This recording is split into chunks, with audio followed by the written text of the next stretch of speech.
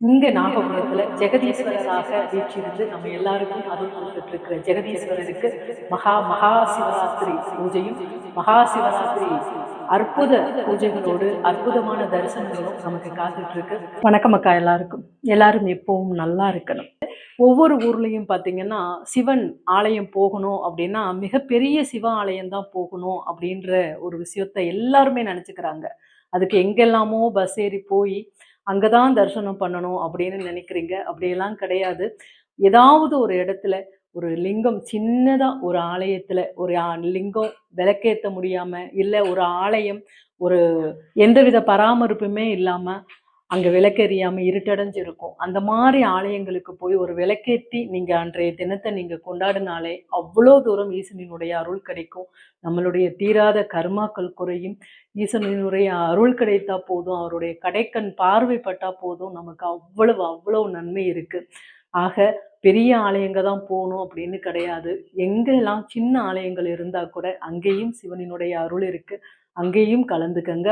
அதே போல இரவு சிவ ஆலயத்துல முழிக்கிறதோடு அல்லாமல் நிறைய அவங்கவங்க குலதெய்வத்தினுடைய பேரருள் கிடைப்பதற்காக அங்கேயும் செல்லக்கூடியவங்க நிறைய பேர் இருக்காங்க.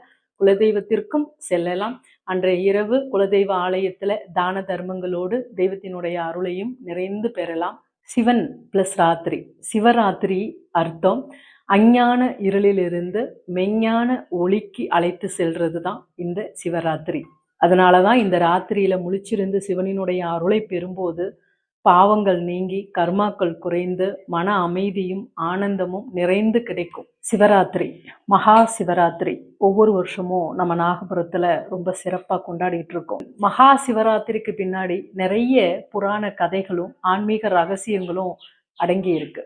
சிவன் ராத்திரிக்கு ஒவ்வொரு இடத்துலையும் பல காரணங்களும் கதைகளும் சொல்லப்பட்டுட்டு இருக்கு. அதில் சிவனுக்கும் பார்வதி தாயாருக்கும் திருமணம் நடந்த நிகழ்வு அதுவும் சொல்லப்படுது.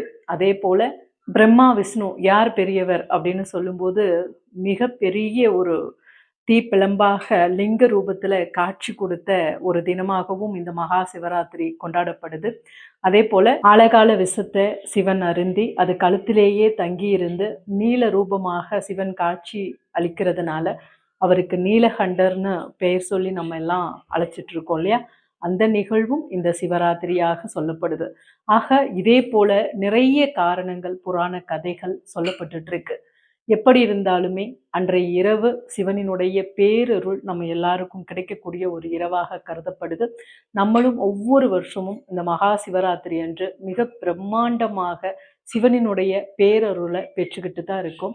இந்த வருடமும் சிவனினுடைய பேரருளை பெறுவதற்கு நமது நாகபுரத்துல ஒவ்வொரு வருஷமும் பிரம்மாண்டமாக கொண்டாடப்படுவது போல இந்த வருஷமும் ஐயாவுக்கு அத்தனை வகையான நைவேத்தியங்களும், இங்க ஈசனுக்கு பிடித்த அத்தனை வகையான நைவேத்தியங்களும், அவரால் படைக்கப்பட்ட காய்கறி பழங்கள் உணவு முறைகள் எல்லாமே, அறுசுவை உணவுகள் எல்லாமே நைவேத்தியமாக படைக்கப்பட்டு அரூபமாக, அதாவது சிவனும் சக்தியுமாக நம்மளுடைய நாகபுரத்துல பிரம்மாண்டமாக காட்சி கொடுக்க இருக்காங்க. இந்த பிரம்மாண்டமாக நடக்கக்கூடிய இந்த மகா சிவராத்திரியில நீங்க கலந்து கொள்ளும்போது உங்களுக்கு சிவனுக்காக நடத்தப்படக்கூடிய யாக பிரசாதமும் அதோடு லிங்கமும் உத்ராட்சமும் உங்களுக்கு பிரசாதமாக வழங்கப்படுது.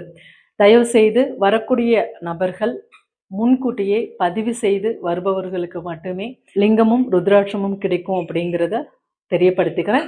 மற்றபடி எல்லோருமே தாராளமாக கலந்து கொள்ளலாம்.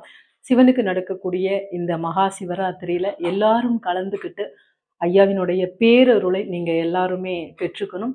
இங்க நாகபுரத்துல ஜெகதீஸ்வரராக வீற்றிருந்து நம்ம எல்லாருக்கும் அருள் கொடுத்துட்டு இருக்கிற ஜெகதீஸ்வரருக்கு மகா மகா சிவராத்திரி பூஜையும், மகா சிவராத்திரி அற்புத பூஜைகளோடு அற்புதமான தரிசனங்களும் நமக்கு காத்துட்டு இருக்கு. எல்லோரும் கலந்துக்கிட்டு ஐயாவினுடைய மிக சிறந்த அருளாசியை பெற்றுக்கணும்னு இந்த நேரத்துல கேட்டுக்கிறேன். அது எல்லாரும் நாகபுரத்தில் இருக்கக்கூடிய ஜெகதீஸ்வரருக்கு நடக்கக்கூடிய இந்த மகா சிவராத்திரி பூஜையில கலந்துக்கிட்டு ஐயாவினுடைய பேரருளை பெறணும். இன்னைக்கு இந்த பதிவை பகிர்ந்துக்கிட்டதுல மிக்க மகிழ்ச்சி. நன்றி, வணக்கம்.